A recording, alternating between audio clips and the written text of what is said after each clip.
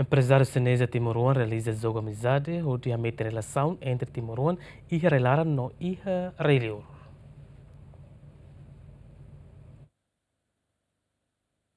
A Associação Comercial Comunidade Chinesa de Timor-Leste organiza jogo amizade e participa da equipa comunidade portuguesa 45 mais de Timor-Leste, ao estar Timor-Leste, Timor-Leste ela e a Austrália no ACCCTO RASIC. Presidente ACCTO Ketin Gonçalves Chateten, objetivo do jogo amizade atualmente em relação entre Timor-Leste e a Railara no Ilha Diáspora. Ohin concern maluk sira iha fatin que mana kita ne halau jogo amizade ACCTO taxa segundo ne entra e tem maluk Timor-Leste kusi Austrália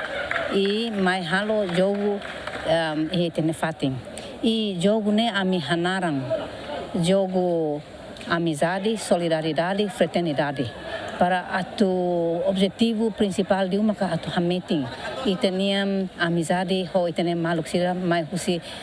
diaspora nebe sira iha larang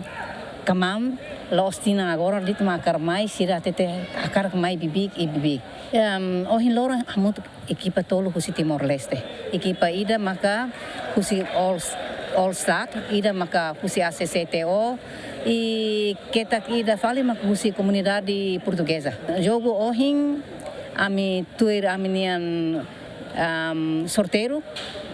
jogo rua equipa rua ne joga kitama hier lorong primeiro e vai em rua dia 7 de janeiro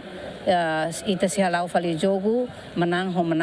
contra malu e lakon contra malu e além de ami for sira trofeu hat e ami mos fomos premium hat ba iha equipa nang hat ne.